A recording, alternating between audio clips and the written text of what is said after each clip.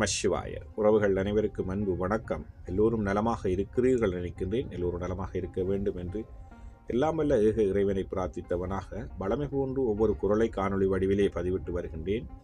அந்த வகையிலே இன்று நாங்கள் காண்க இருக்கின்ற குறள் 1330 குறளிலே 302வது குறளாக அமைய இருக்கின்றது. நல்லொரு குறளாகவும் அமைந்திருக்கின்றது. எந்த இடத்தில் நாங்கள் எவ்வாறு நடந்து கொள்ள வேண்டும் என்பது இந்த குறள் அழகாக சொல்லியிருக்கின்றது. அதே போன்றுதான் இதற்கு அமைய பெற்றிருக்கின்ற 3 உரைகளும் நல்லொரு உரைகளாக அமைந்திருக்கின்றது. நாங்கள் முதலில் குறளை காண்போமாக இருந்தால், செல்லா இடத்தில் சினம் தீது, செல்லா இடத்தில் சினம் தீது செல்லிடத்தும் இல்லதனின் தீய பெற. செல்லா இடத்து சினம் தீது செல்லிடத்தும் இல்லதனின் தீய பெற என்பதாக அமைந்திருக்கின்றது. அதற்கான முதலாவது விளக்க உரையை நாங்கள் பார்ப்போமாக இருந்தால், பலிக்காத இடத்தில் தன்னை விட வலியவரிடத்தில் சினம் கொள்வது தீங்கு. பலிக்கும் இடத்திலும், அதாவது மெலிந்தவரிடத்திலும் சினத்தை விட தீயவை வேறு ஏதும் இல்லை. நாங்கள் ஒரு வலிமையான ஒருவரிடத்தில் நாங்கள் சினம் கொண்டோமாக இருந்தால் அது எங்களுக்கு தீமையாகத்தான் முடியும். அதே போன்று நாங்கள் சினங்கொள்வதைப் போல இன்னொருவரிடத்தில், அதாவது ஒரு பலமில்லாத இடத்திலே நாங்கள் சினங்கொள்வதும் அதுவும் எங்களுக்கு ஒரு பெரிய ஒரு தீமையை, ஒரு தீங்கைத்தான் தரும் என்பதாக அமைந்திருக்கிறது. அதாவது எந்த இடத்தில் நாங்கள் சினத்தை, அதாவது எங்களுக்கு கோபத்தை காட்ட வேண்டும், எந்த இடத்தில் நாங்கள் கோபம் கொள்ளாமல் இருக்க வேண்டும் என்பதைத்தான் இந்த முதலாவது உரை அழகாக சொல்லியிருக்கின்றன. உங்களை விட பழமையான இடத்தில், வலிமையான இடத்தில் நாங்கள் கோபம் கொண்டாலும் அது எங்களுக்கு தீமையாகத்தான் முடியும்.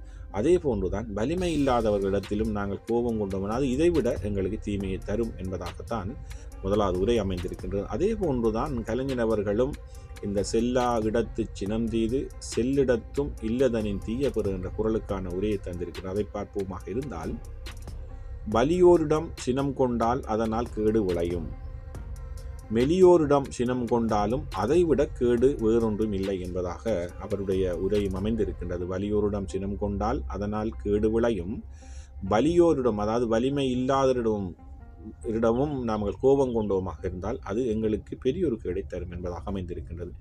யாரிடம் எங்களுடைய கோபத்தை காட்ட வேண்டும், எந்த இடத்தில் நாங்கள் பொறுமையாக இருக்க வேண்டும், எந்த இடத்தில் நாங்கள் எங்களை கட்டுப்பாட்டுக்குள்ளே வைத்துக்கொள்ள வேண்டும் என்பதை இந்த கலைஞருடைய உரையும் அழகாக சொல்லியிருக்கின்றது. எங்களை விட வலிமையான ஒரு இடத்தில், அது எங்களை விட திறமைசாலி இடத்தில் நாங்கள் கொண்டு எங்களுடைய கோபத்தை காட்டுவோமாக இருந்தாலும் அது திரும்பவும் எங்களுக்குத்தான் அந்த தீங்கை கொண்டு வந்து, விளைவை கொண்டு வந்து சேர்க்கும். அதே போன்றுதான் நாங்கள் வலிமையானவர்களாகவும் வலிமை இல்லாதவர்களிடமும் எங்களுடைய பலத்தை நாங்கள் காட்டுவோமாக, கோபத்தை காட்டுவோமாக இருந்தாலும் அதனால் பெரிய விளைவு, பெரிய தீங்கு விளையும் என்பதாகவும் கலைஞரோட உரை அமைந்திருக்கின்றது. அதே போன்றுதான் சாலமன் பாப்பை அவர்களும் அழகான ஒரு உரையை தந்திருக்கின்றார். பலிக்காத இடத்தில் கோபம் கொள்வது நமக்கே தீமை, பலிக்காத இடத்தில் கோபம் கொள்வது நமக்கே தீமை, பலிக்கும் இடத்தில் கோபம் கொண்டாலும் அதைவிட தீமை வேறதும் இல்லை. எந்த இடத்தில் நாங்கள் அமைதி காக்க வேண்டுமோ அந்த இடத்தில் அமைதி காக்க வேண்டும். அதே போன்றுதான் எங்களுக்கு, அதாவது எங்களோடு பலம் இல்லாதவர்களிடமும் நாங்கள் எங்களை கோபத்தை காட்டினோமாக இருந்தாலும், சினக்கொண்டவர்களாக இருந்தாலும் அதுவும் எங்களுக்கு தீமையைத்தான் கொண்டு வந்து சேர்க்கும். இந்த 3 உரைகளும் ஒன்றைத்தான் சொல்லுகின்றது. நாங்கள் கோபம் கொள்ளாதவர்களாக, பொறுமைசாலிகளாக இருந்தோமாக இருந்தால் நாங்கள் சிறப்பான ஒரு வாழ்வை வாழ்ந்து கொள்ள முடியும். ஆனால் எந்த இடத்திலும் நாங்கள் இடப்பொருள் ஏவல் அறிந்து நாங்கள் எங்களுடைய கோபங்களை, எங்களுடைய சினங்களை நாங்கள்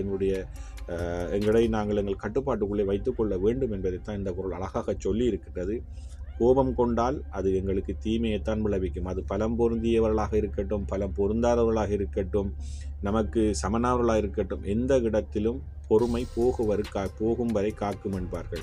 நாங்கள் எவ்வளவு பொறுமையாக இருக்கின்றோமோ அவ்வளவு எங்களுடைய வாழ்வு சிறந்த வாழ்க்கையாக, பக்குவமுடைய வாழ்க்கையாக, நேர்மையான வாழ்க்கையாக அமையும் என்பதில் எந்தவித ஐயமும் இல்லை.